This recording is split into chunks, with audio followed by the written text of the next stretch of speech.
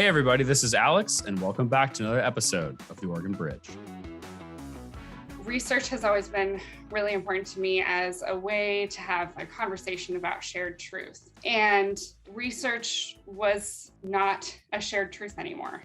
And so I see OVBC and the work that we're doing as a way to find that shared truth again, because if people don't agree that scientific research and data is the truth, then what they believe really becomes the truth for Oregon. Hey everyone, thanks again for tuning in. Today we're really excited to bring you Amaury Vogel, who is the Associate Executive Director of the Oregon Values and Belief Center. And Amaury might be new to you, but the Oregon Values and Belief Center shouldn't be if you've been listening to the pod or also listening to reading the Oregon Way and then also reading the Liftoff, because we cite their polls on a weekly basis, and they range from a number of different issues, from things like climate change, the Black Lives Matter movement, to crime and policing, and they're doing some really interesting work. And I think that this episode is particularly interesting in just that there's no other organization that's actually doing public polls that can be accessed by everyday citizens, which is kind of crazy if you think about it. And then two, you also should listen to this in this episode. We talk about some really interesting issues related to what's wrong with polling. And if you're like me or any other political nerds, there's a lot that's been wrong in the polling industry since 2016. So we'll just get right into it. And we hope that y'all enjoy the episode. If your platform allows, please do remember to give us 5 stars and also write us a review. Ben and I love reading the reviews. We love hearing what you think about the episodes, and we love any sort of feedback or in terms of guest suggestions or anything like that. And you can also check us out on YouTube. If you just type in Oregon Bridge podcast into the search bar on YouTube, you'll find us. And our editor, Buddy, who you just listened to last week, is doing some absolutely fantastic work on the video front too. So again, hope you enjoy the episode, and we'll dive right in. Welcome to the podcast, Amaury Vogel from the Oregon Values and Belief Center. Amaury, how are you doing today? Great, thank you. I'm excited to be here with you guys. Very cool. So we want to talk all about OVBC and how you came to exist and what you do and what makes you different from other groups. But first, can you give us a little bit of an overview of how your title, I believe, is Associate Executive Director. So how did you arrive into that position? What's your personal background? Well, I actually was born in North Bend, Oregon, which is the city of North Bend, not the northern part of the city of Bend. It's rural Oregon coast, clear, right? Very different. Yes. Yeah. And then we moved to the Portland suburbs right before I started school. But I have friends and family all over the state and have traveled around the state a lot. And I've always been really interested in why people think and feel the way that they do. And a great place to start for understanding that is understanding where they come from. So when I do travel around the state, like I get a lot of information about how people think looking around their communities. So for example, I was out in Christmas Valley this past summer, and there's amazing scenery out there. There are pronghorns running through the fields, and you can see why these people don't want to move to Idaho, for example. Right. So I actually ended up studying psychology and social work in college, which is not polling or opinion research, but it ties into what I'm interested in. And research has always been really important to me as a way to have a conversation about shared truth. And I was having these conversations with people that believed things maybe even not different from me, but different from other people. And research was not a shared truth anymore. And so I see OVBC and the work that we're doing as a way to find that shared truth again, because if people don't agree that scientific research and data is the truth, then what they believe really becomes the truth for Oregon. So we have to understand what that is so that we can move forward. I just kind of stumbled upon OVBC. They were looking for administrative help, and I started doing some administrative work for them, but because I believe in the work and I just dove right in, and now I'm associate executive director, which basically means I do a little bit of a lot of different things. So you've had a meteoric rise within Oregon Values and Belief Center. yeah, yes. And our organization has had sort of a meteoric rise. I mean, Adam Davis, our executive director, has been around doing Oregon values and beliefs research for over 30 years, but we haven't been an organization and incorporated until 2019. So it's not just my meteoric rise, it's our whole organization. Yeah, no, and it's great to hear about the work that you are doing, because as Ben had just informed me, Oregon Values and Belief Center is the only organization in Oregon that's giving access to public polling, not just to candidates who might want it, but also state officials, citizens, activists, and all of that good stuff. One, I'm just kind of curious of, at least, coming from sort of political world, like there's tons of different organizations that openly give polling and things like that. Why? I mean, it's 2020. It seems kind of surprising. Why was no organization in Oregon before giving access to public polls? Like, is it just a monetary thing? Is it really just there's paid clients who want access to this information? Like, clearly you and Adam saw a gap in the market and you capitalized on it. But I'm just kind of curious of, like, why wasn't that available in the first place?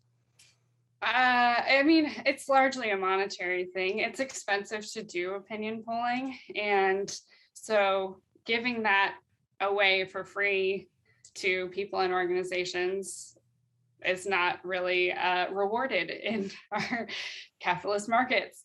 And, a lot of polling that's done, especially political polling or market research to sell products, they have the opportunity to ask questions in a way that elicits a specific answer, or to release data in a way that supports a specific answer or cause or candidate.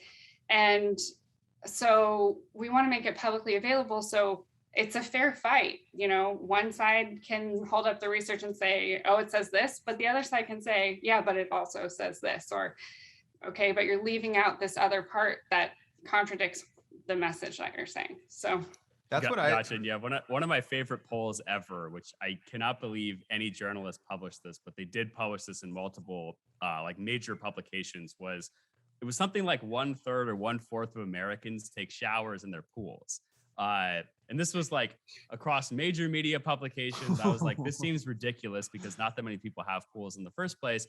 And one journalist made this very long thread on Twitter, which was like, obviously this was bogus. So I dove into this, and it was like a fake online poll paid for by the Chlorine Association, which like lobbies for chlorine makers to put this online survey about people showering in their pools. So I was like, the polling industry seems to have a lot going for it. So, well, before you dive into the follow-up, Titus, what I wanted to mention that what I appreciate, I think, so much about OVBC is a lot of the public polling that we get access to as citizens or consumers, it's from someone who wants to make you think something, right? So I'll use an example that I agree with.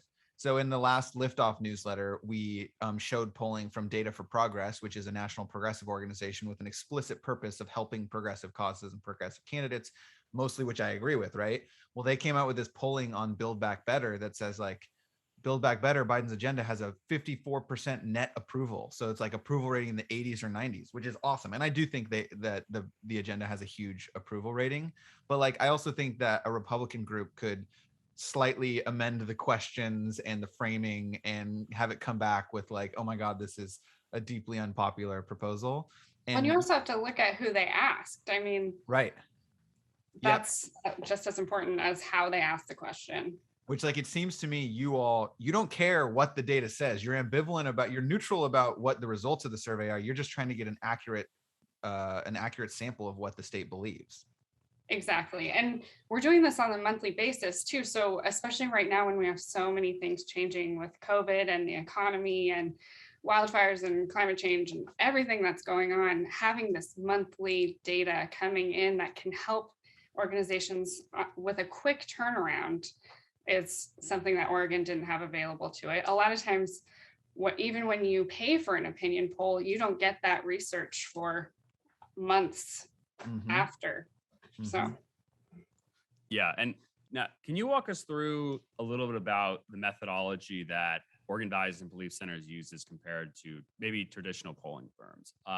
From my understanding, you guys have a very large panel. For some reason, I think it's in the tens of thousands, or maybe Adam had told us he wants to get it into the tens of thousands. But one, can you just walk us through that methodology? And then also, how is that different than what other groups are currently doing, whether they're political or nonprofit, university or whatever, when they do their polling? Like, what's kind of the difference between those two? This was actually a really big part of why Adam started the Oregon Values and Belief Center, was because a lot of opinion polling is done based on likely voters, and also it's representative of the state with proportional sampling that leaves some people out. So I'll go into both of those. So our research is general population rather than likely voters. Likely voters are usually often more wealthy, older, whiter, usually from more metropolitan areas. And so you get a different answer than you would get if you're asking everyone in the state. The other part is the proportional issue. So the voices of the metro areas kind of drown out parts of rural Oregon, and also as well, like the white populations drown out the voices of minority populations. And so they're not well represented in opinion research generally. And then that also means that rural organizations don't have good research to inform the work that they're doing, because they only know what like the statewide example is. And most of those people live in metropolitan areas, not where they're actually working. So the Oregon Values and Belief Center, we do statewide polling, but we also have what's called stratified sampling. So we're trying to get a large enough sample to give valid and statistically reliable research for smaller areas of the state. So right now we have it separated out into the Portland metro area, the Willamette Valley, and the rest of the state. And then we also look at urban, suburban, rural changing to suburban, and rural areas, and have comparisons of those opinions and values and beliefs. We would like to eventually get to having tens of thousands of panelists in our panel. We're not quite there yet. We have over 3,200 right now, and anybody in Oregon can join and take the monthly surveys, and you get rewarded for participating, because that's also important to make sure that we have a representative sample, because people who have the spare time to voluntarily participate in opinion research, those are going to be a different population. So we have identified 8 regions that we'd like to have stratified sampling for, and we're working really hard to build our panel so that we can give good results in those 8 regions. We're very, very close to being able to do that, but it's a constant battle to get enough sample, especially in harder to reach populations. I mean, they are harder to reach populations. So right. We're going above and beyond to try and get the voices of people that live in those areas heard and represented. That's awesome. I have two follow-ups on that. The first is about, and I realize I probably should have asked this before. What makes other polls biased is who's paying for them. So can you explain to us a little bit about how are you funded, and how do you ensure there's a sort of firewall between the influence of what your funders might want versus the questions you're asking and framing and who you're asking the questions to, et cetera?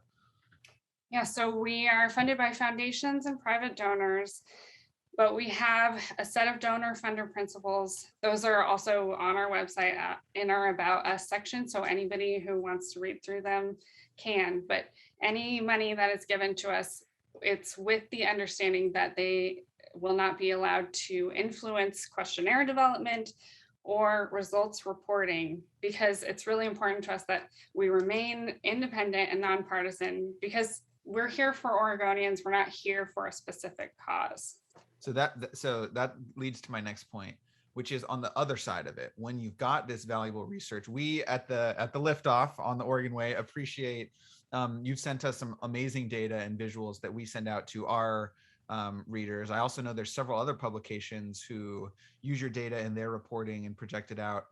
How, who is getting this data on the back end? And and as a sub question to that, I'm also wondering, like, do you have a relationship with state leaders or the state government who could use this as they're making like high level policy decisions? Or so once the data is done, what happens? Who gets it? So right now, once the data is done, we develop sort of highlights to make it more accessible. I mean, people aren't going to look at it and read it if it's just a whole bunch of spreadsheets. They are not very fun, I will tell you, especially not being a researcher by nature. They're not fun. But so we have highlights on our blog from our research that we put out once it's available each month. We also provide our research to news organizations. There's this service called Newswire Flash Alert, and it sends alerts into newsrooms across the state. You may have seen you can sign up to get emergency alerts for schools or public agencies. It's connected to that service. So any newsroom in Oregon can access it and publish it. So we just put it out there and we get contacted, and we're happy to talk to anybody, especially to talk through the research, because we want people to be able to use this and understand it. Right now, we don't have relationships with state policymakers. They're welcome to access our research just like everybody else. It's public, and they're welcome to contact us and ask us questions. We're certainly not going to say, give them insider info, because there isn't any.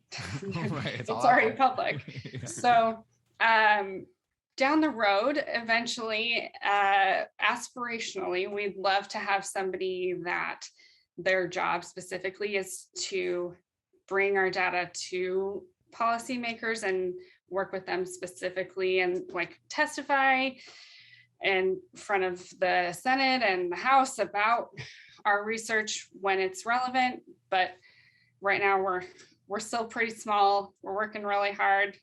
So one day. Very good. Great. So we want to transition just a little bit to talking sort of about the polling industry in general, and then also some of the, I would say, you guys might not consider them controversial polls, but I think some people in political circles at least consider the results to be controversial for beliefs that they normally hold. But before we get into that, I think that many people, not just who listen to this podcast, but in general, but would think that the polling industry has kind of a bad name right now. They frankly haven't done that great of a job from 2016 to 2020, and actually, and to today. And two examples that I would talk are, one, I remember seeing a poll that showed that Donald Trump was down by almost 20 points in Florida in 2020. And actually the head of the Democratic super PAC tweeted that the poll was ridiculous too, when he had seen it. And of course, Trump ended up winning Florida by a pretty substantial margin.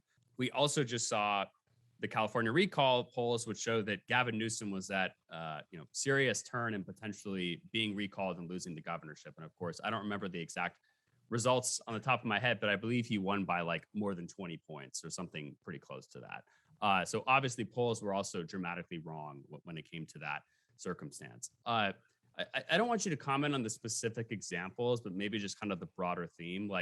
What's going on with polling right now? Has polling always been this dramatically off? Do you think that it's literally 2016 has sort of changed the game and we need to rethink polling methodology? Kind of what's going on with the polling industry and why are things changing?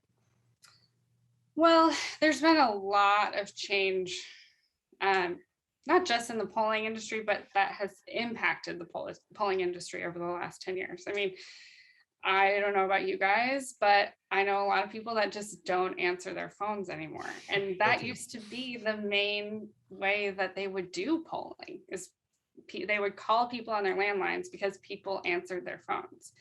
So that's become almost not even an option anymore.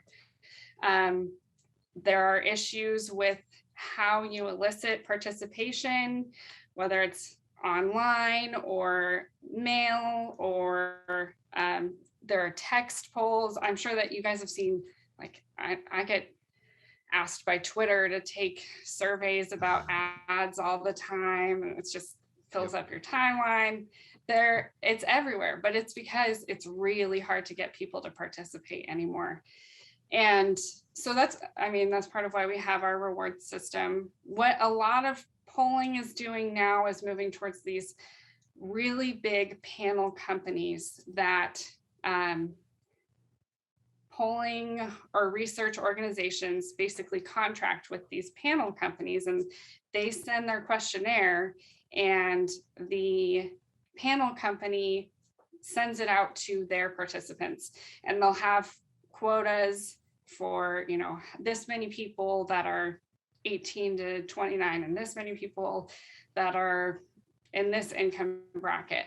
And the panel company has a contract to fill those quotas. The reason that we don't contract with a panel company is because if you go that route, the panel company does not allow you to contact the participants because that's their asset. So we are building Oregon's panel because we want to be able to talk to these people. Right now we're just doing online surveys, but very soon we'll be starting to do more focus groups, and that's not an option if you're contracting through a panel company. And then, so with polling issues that have been happening, it's partly a participation issue. It's partly that these numbers are often based on who they think will be voting. Right. And that is changing in our country. And so that impacts the results. If you take out a portion because you don't think that those people are going to show up at the polls, and then they do show up, then that completely changes your election results. Yeah, and that's interesting. And I know that, and you mentioned a little bit before, but basically your all's perspective is that polls typically underrepresent both people of color and then also rural voters. Do you think that those are some of the same issues which are plaguing like some election results like the two that I had just mentioned? That, and then also young people are often underrepresented, lower income people are often underrepresented. And I don't know the numbers about who's showing up for voting. That's your guys' job. But I would guess that more young people are showing up to vote than had previously, at least for a little while. So you think really that the issue is that polling companies or campaigns or whoever is sort of releasing what I would say are pretty bad results. It's really just the industry has basically had to pivot or how to shift, and they just haven't adopted to these new changes quick enough. So they're just kind of using old methodologies that, again, don't maybe work for what's happening today. Not only just that they're using old methodologies, but that there aren't a whole lot of good options for new methodologies. So, they're trying lots of different things, but there's just not a whole lot of success generally. I think we're really lucky at OVBC in that we get participation because a lot of people in Oregon are dissatisfied with the way things are going. Even if it's, maybe not necessarily policy-wise, but just like the civic climate in our state, and people don't want it to keep going like this. And a lot of people, especially in rural areas and in BIPOC communities and younger people, feel like they're not being heard. And so this is an opportunity for them to have a voice. That is very much aligned with, I think, how both Alex and I view the state of things. I know we keep asking about some of the wonky stuff. So I got one more question there, and then we'll dive into some of the actual research you've conducted.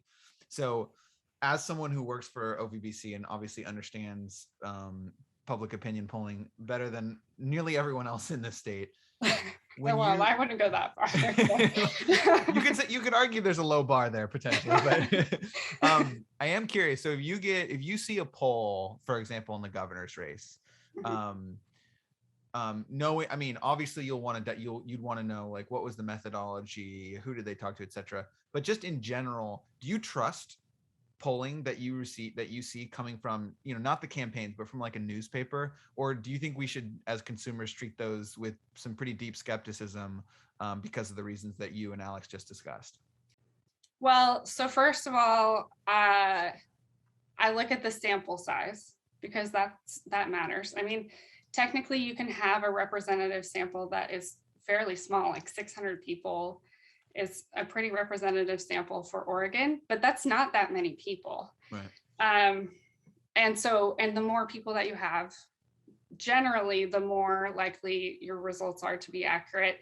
There is sort of a bell curve where there's diminishing returns on that. And then I also look closely at who performed the poll. So there are a lot of neutral polling companies. There are also a lot of very politically skewed polling companies. I mean, if it's the governor's office, for example, did the governor's office or the governor's campaign pay for that poll?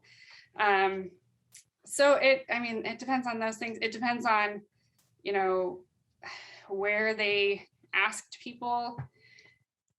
But it is, in Oregon, it is really tricky because of the issues that we're having with metropolitan area versus other parts of the state. Mm-hmm. So yeah. No, that's super helpful. Okay, so the first piece of actual research I want to talk about is the one that I found most interesting. And so you sent us like a bunch of new research that came out, and you're like, let me know if you want graphics for any of this. And the one that I wanted a graphic for is, so basically you asked people about whether or not they think Oregon will be able to address, quote, solve soon enough, these three crises. And so one was climate change, one was increasing forest fires, and one was increasing homelessness.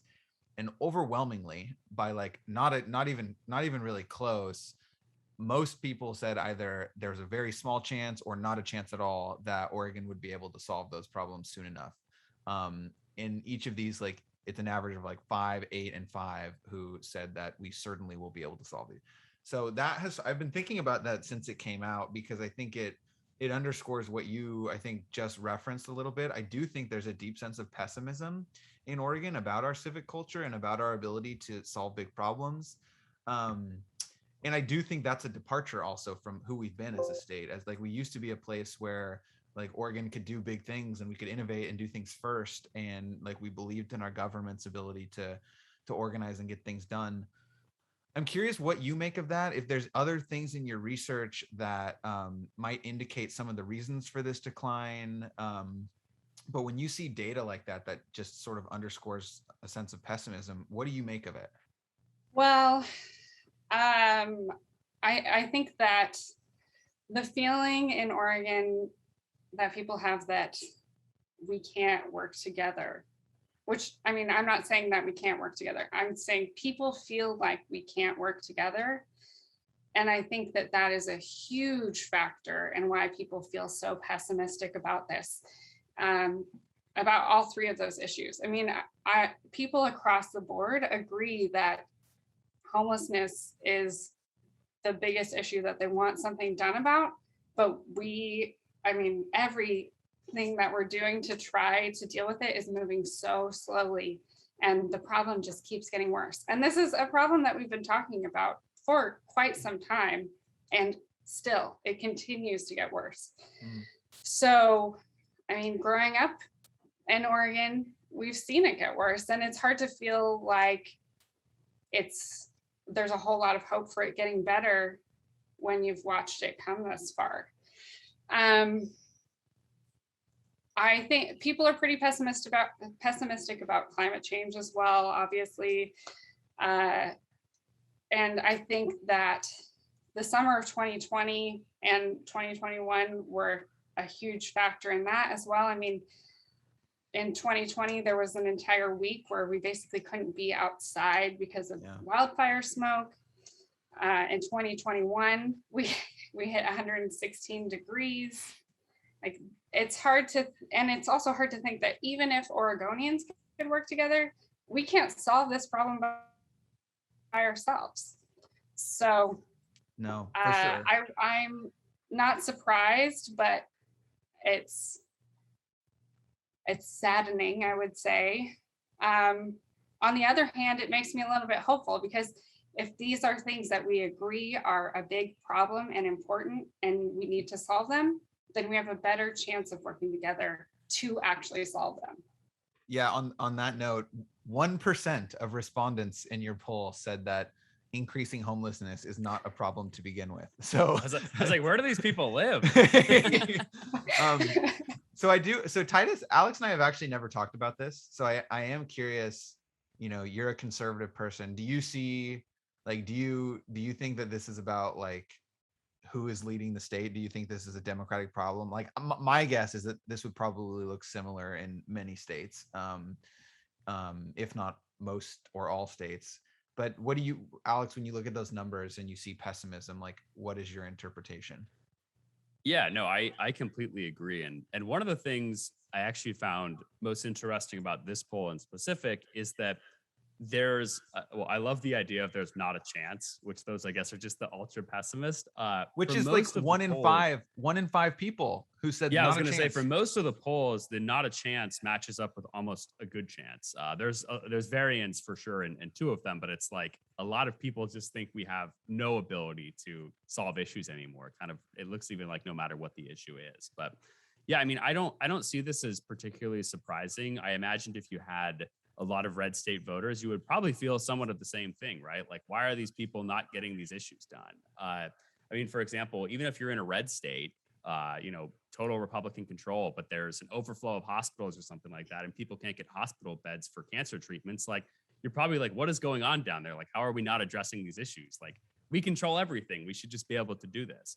So yeah, I mean, I even think that this is not just an Oregon problem or progressive or Republican, conservative sort of backlash to it. I just think it's really a nationwide issue for sure. That people just feel that there is, I don't even know if it's partisanship necessarily, but there's just like such a stall with being able to get things done that they just feel very pessimistic that government actually can deliver on their priorities. I mean, I'd be curious of kind of the polling of what that looks like with state government, but I mean, I know that trust in national government has just evaporated over the past 20 years. So no, it's not, this wasn't particularly surprising to me, and it wouldn't be surprising if similar results happen in other states too.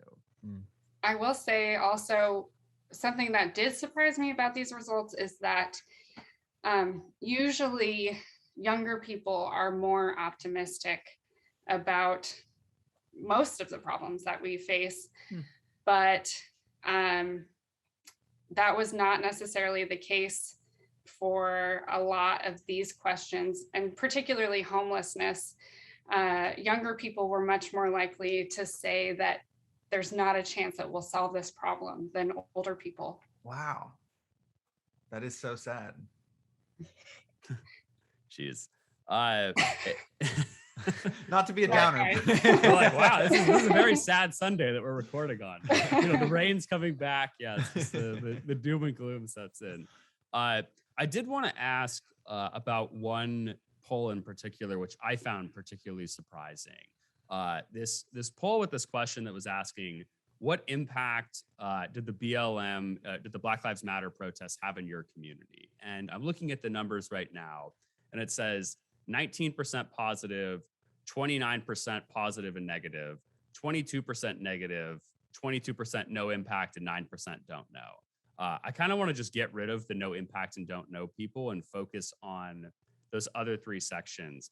I was particularly surprised to see that it was, again, not completely split down the middle, but like really split down the middle in terms of Oregon, which again, I would consider to be a pretty progressive, state. In terms of the impact of BLM is basically that, like, well, there was definitely some good things and there was definitely some bad things about it. One, I want to ask for your sort of reaction on that. Like, were you guys surprised by the results? And then two, one thing I had mentioned at the beginning is, like, I think that, this a poll like that could certainly upset certain people, part of the progressive establishment or whatever, in terms of the results that were delivered back.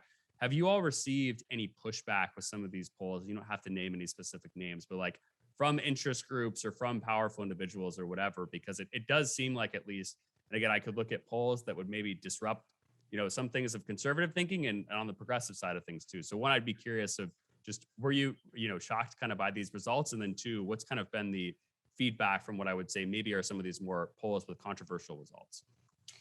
Well, this is an instance where it's really important to look at the question, the actual wording of the question. And we're not trying to be like tricky or pull the wool over anybody's eyes when we ask these questions. It's just really hard to get all of the information that you want to get into a question and or not make a questionnaire too long, because these people are being compensated, but they're not getting rich off of taking our monthly surveys. So we have to keep the surveys pretty short. So it's important to note that the question is what the impact was on your community and if it was positive or negative. And the other aspect that really informs these answers is we asked what are called open-ended questions and asked people to tell us in their own words why or how it had a positive or negative impact.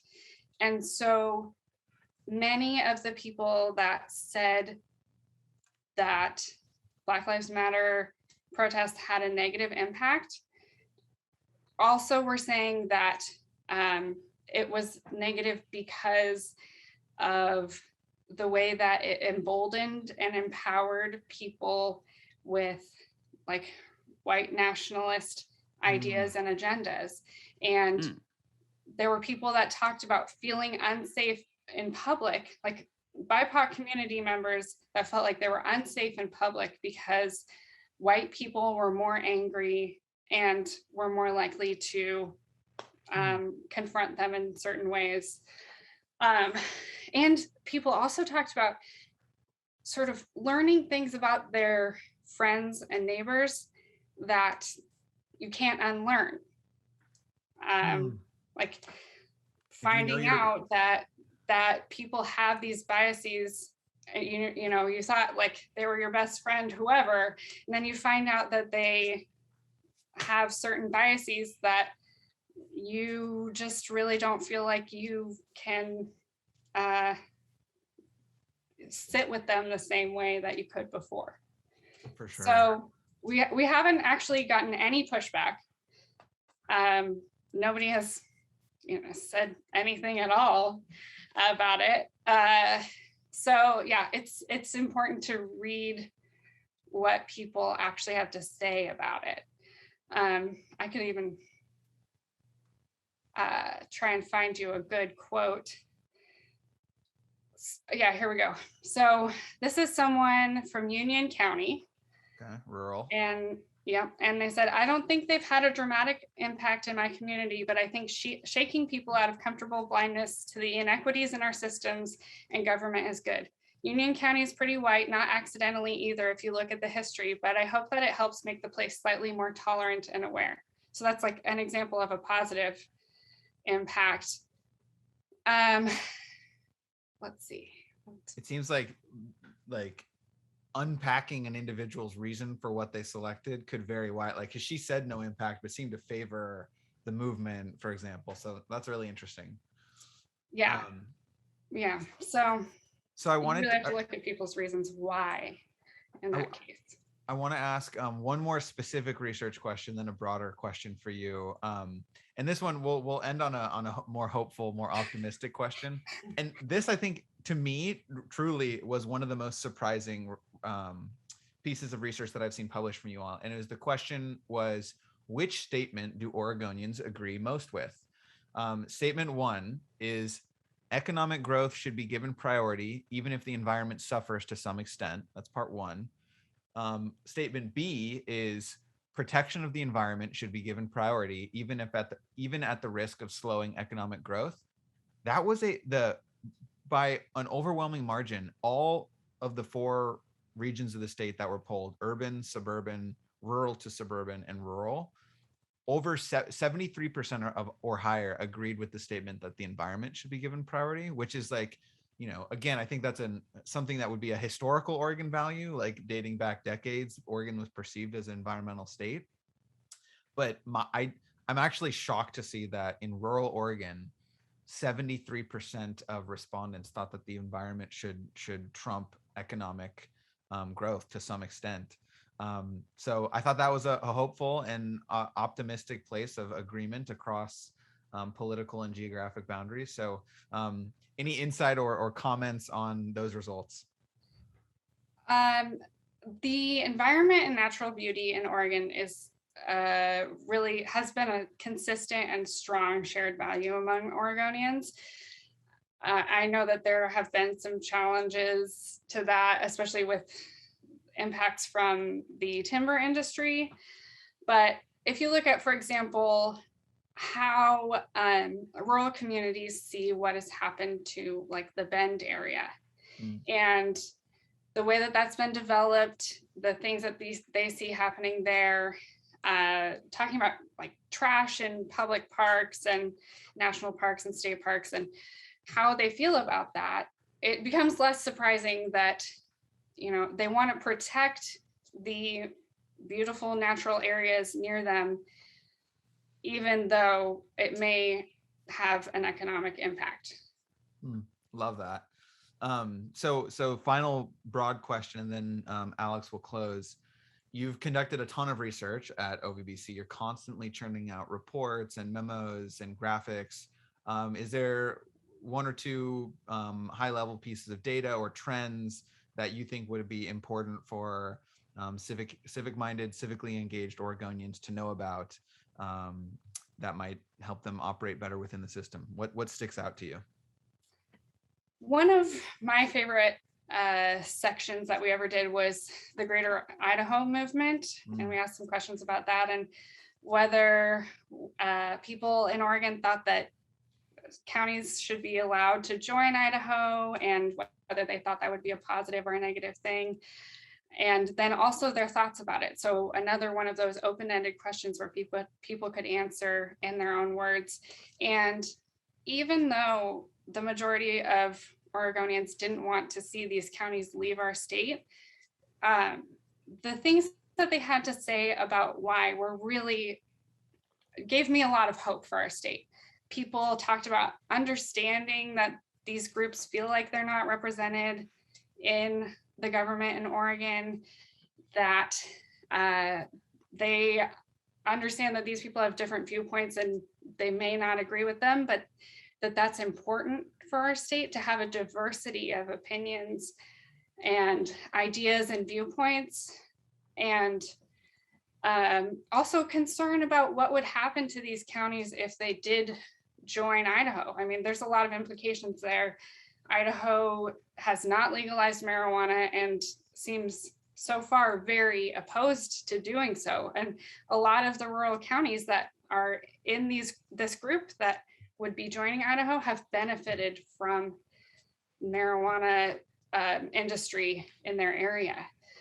There's also the favorite Oregon issue of sales tax. Idaho has sales tax and Oregon doesn't.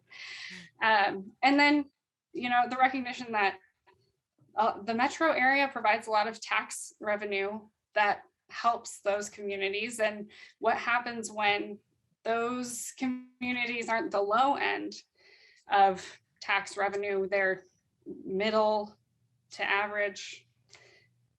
What are they going to do to support their communities and their schools and government services that they need? So. Yeah, no, interesting. And one of my favorite things about how you guys do this too is it really shows that people are plugged into these issues, right? Like that's a pretty complex thing to be thinking about, whether if you're for breaking off half of Oregon or whatever into Idaho or not. So yeah, Amaury, thanks again for coming on the pod. We're really happy to be able to have you on, and we'll have to have you and Adam back together at some point to see how things are going when you become this massive polling conglomerate, which I imagine is happening in 2022. So hang on to your seats, Oregon. Go ahead. But I was going to say, last question before we let you go. If folks want to learn more about you, or they want to follow your work, they want to learn more about Adam, they want to see, these different polls that we just talked about today, where do they follow you? Where do they find you? Where should they go? Well, I also want to say thank you to you guys because I listened to the podcast and I've heard you guys use our data, and so it's really exciting. So if people want to see our research or learn more about us, they can go to OregonVBC.org. If they'd like to join the panel and take the monthly surveys, they can go to bit.ly/join-OVBC and join the panel themselves and take the surveys. We just wrapped up our October survey, our September survey, but we're about to start work on our October survey. So that'll be coming out soon. And we're on Twitter and Instagram and Facebook, but we're really small and I'm the only social media savvy person. So we're not super active. I will warn you. Awesome.